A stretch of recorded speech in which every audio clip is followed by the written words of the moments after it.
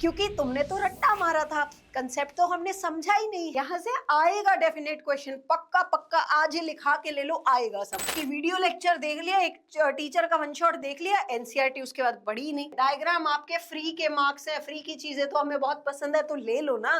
तो रिवीजन करना भी जरूरी है, दिन में 10-15 मिनट आधा घंटा निकालो, लेकिन रिवाइज जरूर करो। Hi everybody, welcome to Infinity Learn. Myself Dr. Chelsea, your biology educator and a dental surgeon. तो देखो बच्चों, बायो में अक्सर बच्चों को यही रहता है कि बायोलॉजी तो है, रटने का सब्जेक्ट है, रट लेंगे। और यही गलती होती है जिस वजह से तुम एनसीईआरटी पढ़ तो लेते हो, चैप्टर पढ़ जाते हो, लेकिन एग्जाम में सिट्टी बिट्टी गुल हो जाती है, सब भूल जाते हो। क्योंकि तुमने तो रट्टा मारा था, कंसेप्ट तो हमने समझा ही नहीं है ना। अगर कंसेप्ट को समझा होता, चीजों को समझने की कोशिश की होती, रिलेट किया होता, तो ये हाल नहीं होता, है ना। तो ये गलतियां तुम्हें, देखो अब हाफ ईयरली क्यों जरूरी है, इंपॉर्टेंस क्या है, क्या क्या चैप्टर है, कहाँ से कैसे सवाल आते हैं और क्या मिस्टेक्स तुम्हें अवॉइड नहीं करनी, ये सभी चीजें आज हम इस वीडियो में डिस्कस करने वाले हैं। तो फटाफट से आ जाओ। चलो सबसे पहले ये जानते हैं कि हाफ ईयरली का इंपॉर्टेंस क्या है। ठीक है, सबसे पहले देखो यहाँ पे हाफ ईयरली में तुम्हें पता चलता है कि कौन से सब्जेक्ट तुम्हारा वीक है, कौन से चैप्टर है जिनमें तुम ज्यादा फंस रहे हो, तुम्हें समझ नहीं आ रहा, प्रॉब्लम आ रही है, बार बार मिस्टेक हो रही है। आंसर प्रेजेंटेशन सीखोगे यहाँ से, जब तुम पेपर लिखोगे वहां पे जिस तरह से कैसे आंसर प्रेजेंटेशन होगी, तुम्हारे टीचर कैसे तुम्हें स्कोर देते हैं, उससे तुम्हें ये पता चल जाएगा कि कैसे तुम्हें पेपर को अटेंड करना है, किस तरह से तुम्हें आंसर्स की प्रेजेंटेशन करनी है। और आंसर प्रेजेंटेशन आपके बोर्ड एग्जाम में बहुत बड़ा फैक्टर होता है कि किस तरह के आपके मार्क्स आएंगे। अगर आंसर प्रेजेंटेशन खराब है, एग्जामिनर को देख के ही मूड खराब हो गया, तो पूरा लिख आने के बाद भी हो सकता है अच्छे मार्क्स ना आए। सो प्रेजेंटेशन इज वेरी इंपॉर्टेंट। ठीक है, वो आप हाफ ईयरली में सीखते हो। टाइम मैनेजमेंट आपको आ जाता है, जो भी 2-3 घंटे का आपका एग्जाम होता है, वो आप यहाँ से टाइम मैनेजमेंट करना सीख जाओगे कि जितना पेपर है आप उस टाइम ड्यूरेशन में कंप्लीट करो, है ना। तो ये मैनेजमेंट आपको यहाँ से आ जाएगा। एंड सेकंड, थोड़ी थोड़ी चीजें पढ़ोगे, वो कहते हैं ना practice makes a man perfect. तो प्रैक्टिस करते जाओ। अभी थोड़ा छोटा पोर्शन आ रहा है आपका सिलेबस का, है ना, तो उसको जब तुम कवर कर लोगे तो इसके बाद क्या होगा, धीरे धीरे उन्हीं को जब रिवीजन करोगे, बार बार प्रैक्टिस करोगे, तो परफेक्शन आता जाएगा। दूसरा, आपका मोमेंटम भी यही से बन जाएगा। जैसे होता है ना कि पढ़ते नहीं है तो मन भी नहीं करता पढ़ने का, तो मोमेंटम का मतलब यहाँ पे यही है कि पढ़ते जाओगे तो वैसे वैसे तुम्हारी एक आदत बनती जाएगी पढ़ने की, तुम्हें अच्छा लगने लगेगा पढ़ना, वरना पढ़ाई से जी चुराते घूमते हो। फिर इसके बाद बेसिक मूव क्या है, शुरू से एकदम जीरो से कैसे शुरू करना है, कैसे सही डायरेक्शन में पढ़ना है, ये बताती हूँ। सबसे पहले अपनी एनसीईआरटी पढ़ो, और एनसीईआरटी ही सबसे इंपॉर्टेंट है, एनसीईआरटी से बाहर कुछ नहीं है। रेफरेंस बुक को प्रेफरेंस नहीं देनी, सबसे पहले एनसीईआरटी खत्म करनी है। जब एनसीईआरटी पढ़ लो, समझ आ जाए, उसके बाद क्वेश्चन प्रैक्टिस के लिए, एडिशनल नॉलेज के लिए you can follow your reference book. ठीक है, क्वेश्चन प्रैक्टिस करो। ऐसा नहीं है कि पढ़ लिया, थियरी तो है, पढ़ ली, याद हो गई, बस खत्म। तुम्हें वहम होता है यही कि पढ़ ली और हमें सब आता है, ऐसा नहीं करना। अब तुमने पढ़ा है, उसमें से कितना आता है वो क्वेश्चन प्रैक्टिस करोगे, तब तुम्हें पता चलेगा कि तुम कितने पानी में हो। ठीक है, और जो एक्सरसाइज के क्वेश्चन है, मतलब एनसीईआरटी में एक्सरसाइज क्वेश्चंस है, ये भी आपको सॉल्व करने हैं। कई बार एग्जाम में यहाँ से डायरेक्ट भी क्वेश्चन आ जाते हैं आपके एक्सरसाइज से, कई बार इनडायरेक्ट भी आ जाते हैं। तो अगर एक टॉपिक पढ़ रहे हो, उसके नीचे एक्सरसाइज क्वेश्चन है, उन्हें सॉल्व करोगे तो पता चलेगा कि ऊपर वाले पैराग्राफ जो तुमने पढ़ा अभी, उसमें किस किस तरह के क्वेश्चन फ्रेम किए जा सकते हैं, है ना। तो ये क्वेश्चन सॉल्व करना भी बहुत जरूरी है। चलो, ये मूव है, सिर्फ एनसीईआरटी फॉलो करो। बाकी कैसे पढ़ना है चैप्टर, अगर एनसीईआरटी से समझ नहीं आ रहा, कोई प्रॉब्लम है, तो इसके लिए मेरे जो वन शॉट लेक्चर्स है वो चैनल पे ऑलरेडी अपलोडेड है। प्लेलिस्ट में जाना, सारे चैप्टर मैंने बहुत प्यारे प्यारे वन शॉट आप लोग के लिए बना रखे हैं। पहले वन शॉट देखो, फिर एनसीईआरटी पढ़ो, तुम्हें सब समझ आ जाएगा, है ना। बहुत प्यारे तरीके से पढ़ाया हुआ है सब कुछ। देन हम आते हैं अब कैसे कैसे पढ़ना है। एनसीईआरटी को पढ़ना है तो किस तरीके से एनसीईआरटी पढ़नी है।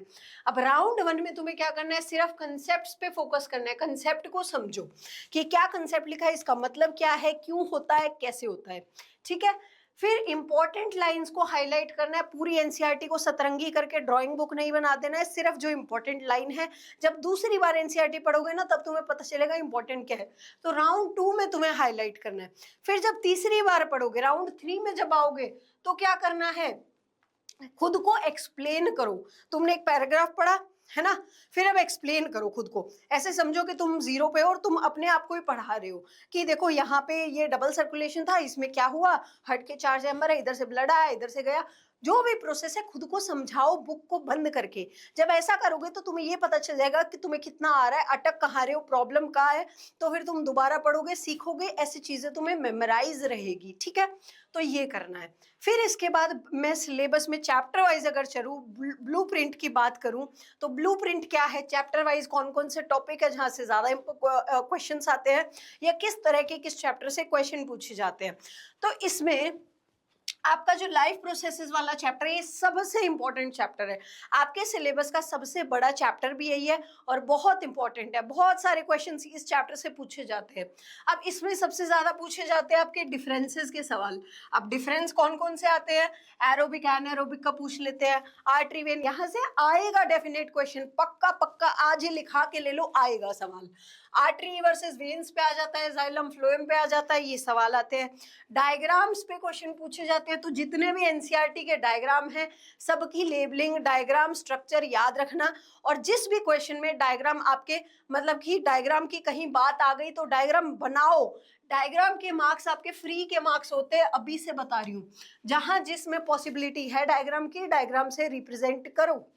ठीक है, फिर आते हैं फ्लो चार्ट। जितना आप फ्लो चार्ट की यहाँ पे फ्लो चार्ट भी पूछे जाते हैं। और एक एडिशनल टिप यही है कि आंसर प्रेजेंटेशन में मैं चीजें सिखाऊंगी कि अगर आप आंसर लिख भी रहे हो तो फ्लो चार्ट फॉर्म में दिखाओ, वो टीचर को बहुत अच्छा लगता है देखने में प्रेजेंटेशन में। लेकिन यहाँ पे फ्लो चार्ट्स पे भी क्वेश्चन पूछ लिया जाता है, एक फ्लो चार्ट बना देंगे, वहां कुछ मिसिंग कर दिया, उसके बारे में कुछ पूछ लिया। एंड केस बेस्ड क्वेश्चन, जो आपके कॉम्पिटेंसी बेस्ड क्वेश्चन है, ये भी यहाँ से पूछे जाते हैं। ठीक है, फिर आते हैं कंट्रोल कोऑर्डिनेशन, ये भी बहुत इंपॉर्टेंट चैप्टर है। ये रिफ्लेक्स आर्क तो मैं हर बार बच्चों को कहती हूँ बहुत ज्यादा इंपॉर्टेंट है, इस साल भी यहाँ से सवाल पूछे गए थे। ठीक है, ब्रेन की लेबलिंग हो गई, हार्मोन के फंक्शंस हो गए, एंड फोटोट्रोपिज्म एंड जियोट्रोपिज्म, ये सारे टॉपिक्स इंपॉर्टेंट है इस चैप्टर से, जहां से सबसे ज्यादा क्वेश्चन पूछे गए हैं। फिर आपका रिप्रोडक्शन चैप्टर, यहाँ पे एक तो डायग्राम की लेबलिंग्स आती है, अगेन अगेन डायग्राम याद कर लो। अगर बड़ा क्वेश्चन आता है तो ड्रॉ करना, वहां भी अच्छे मार्क्स मिलेंगे। या डायग्राम पे अलग से लेवलिंग पे किस चीज पे सवाल आ जाते हैं तो वहां भी काम आएगा। Difference between sexual and asexual reproduction, ये क्वेश्चन पूछा जाता है डिफरेंस वाला। कॉन्ट्रासेप्टिव, ये बहुत इंपॉर्टेंट है, इस पे तो क्वेश्चन आता ही आता है। फंक्शनिंग ऑफ रिप्रोडक्टिव ऑर्गन्स, ये सारे इंपॉर्टेंट टॉपिक है आपके रिप्रोडक्शन चैप्टर के। फिर आते हैं हेरिडिटी पे। हेरिडिटी में आपका पुनेट स्क्वायर हो गया, monohybrid cross, sex determination diagram, है ना, ये डायग्राम आता है इसमें। या तो डायग्राम पे क्वेश्चन आ जाएगा, थियरी क्वेश्चन, डायग्राम बना के दिखाना होगा, या डायग्राम से कोई एमसीक्यू पूछ लिया जाता है कोई चीज मिसिंग करके। बहुत सारे वैरायटी ऑफ क्वेश्चन बनते हैं। असर्शन रीजन टाइप क्वेश्चन भी हेरिडिटी वाले चैप्टर से पूछे जाते हैं। बहुत ईजी, अगर समझने बैठोगे तो बहुत ईजी है। और कुछ नहीं करना, तुम बैठ के बस मेरे जो लेक्चर है प्लेलिस्ट में जाओ, वो लेक्चर देख लो, तुम्हारा काम हो जाएगा। अवर एनवायरमेंट चैप्टर से फूड चेन के न्यूमेरिकल आते हैं 10% लॉ पे से, है ना। डिफरेंस बेस्ड क्वेश्चन आ गए, डिफरेंसेस पूछ लिए किसी किसी चीज में, एनवायरमेंटल प्रॉब्लम पे, and diagram based question. Mainly जो लॉन्ग क्वेश्चन आते हैं इस चैप्टर से वो डायग्राम बेस्ड ही आते हैं। ठीक है, तो ये सारे क्वेश्चन पूछे जाते हैं। अब तुम लोग क्या क्या गलतियां करते हो और कैसे उन्हें अवॉइड करना है ये जान लो। अब यहाँ पे क्या करते हो तुम लोग कि वीडियो लेक्चर देख लिया, एक टीचर का वन शॉट देख लिया, एनसीईआरटी उसके बाद पढ़ी नहीं, है ना। अब अगर मैं तुम्हें कह रही हूँ कि मेरी पूरी प्लेलिस्ट बनी हुई है, जाके वन शॉट देखो, चैनल पे ऑलरेडी अपलोडेड है, बट तुम लोग क्या करोगे, अगर वीडियो देख के छोड़ दोगे तो काम खत्म हो गया, मेरा पढ़ाना जीरो हो गया वहां पे। जैसे ही तुम लेक्चर देख लेते हो उसके बाद जाके एक बार एनसीईआरटी खोलो, पन्ने पलट के एक बार चैप्टर ऊपर ऊपर से ही रीड कर लो, बट एक बार रीड जरूर करो। बाद में जब तुम रिविजन करने बैठो या जब भी तुम्हें टाइम है, चाहे वन शॉट देख ले, उसके बाद दोबारा बायो पढ़ने का मन हो तो एनसीईआरटी पढ़ो और बार बार एनसीईआरटी पढ़ो। ठीक है, और फिर तुम दूसरा सोचते हो डायग्राम को स्किप कर देते, क्या ही तो है, कौन बनाएगा ये आड़ी टेढ़ी लाइनें। नहीं, जरूरी है, डायग्राम आपके फ्री के मार्क्स है, फ्री की चीजें तो हमें बहुत पसंद है तो ले लो ना। और दूसरी चीज, डायग्राम पे मैं अलग से भी एक वीडियो आप लोग के लिए बना दूंगी जरूरत, और जो भी वीडियो की जिस चीज की आपको रिक्वायरमेंट हो कॉमेंट सेक्शन में ड्रॉप कर देना। फिर तुम लोग क्या सोचते हो, तुम सोचते हो कि वन शॉट तो कर ही लिया, चैप्टर तो खत्म, इसके बाद ना तो हम एनसीईआरटी पढ़ेंगे ना ही हम क्वेश्चन प्रैक्टिस करेंगे। देखो, चैप्टर तुमने पढ़ लिया लेकिन उसका एनालिसिस कब होगा? वन शॉट देखोगे, एनसीईआरटी रीड करोगे, उसका एनालिसिस तब होगा जब तुम क्वेश्चन प्रैक्टिस करोगे। वहां तुम्हें पता चलेगा कि कितने पानी में है हम, कितना आता है कितना नहीं आता, कौन सा स्ट्रॉन्ग स्ट्रॉन्ग टॉपिक है, कौन सा वीक पॉइंट है तुम्हारा। ठीक है। रिवीजन को तुम लोग क्या सोचते हो कि लास्ट डे कर लेंगे ना, पढ़ते रहते हैं और रिवाइज करते ही नहीं। रिवाइज नहीं करोगे तो जो पहले पढ़ा था वो भी भूल जाओगे, दिमाग से गुल हो जाएगा एकदम। तो रिवीजन करना भी जरूरी है, दिन में 10-15 मिनट, आधा घंटा निकालो, लेकिन रिवाइज जरूर करो, है ना। तो ये गलतियां बिल्कुल मत करना। बाकी that is for today's video. बाकी क्लासेस में मिलते हैं हम लोग, और ये स्ट्रैटेजी फॉलो जरूर कर लेना। और कोई भी डाउट हो, कोई भी क्वेरी हो, या कोई भी आपकी रिक्वायरमेंट हो, do let me know in the comment section. See you in the class. Good luck.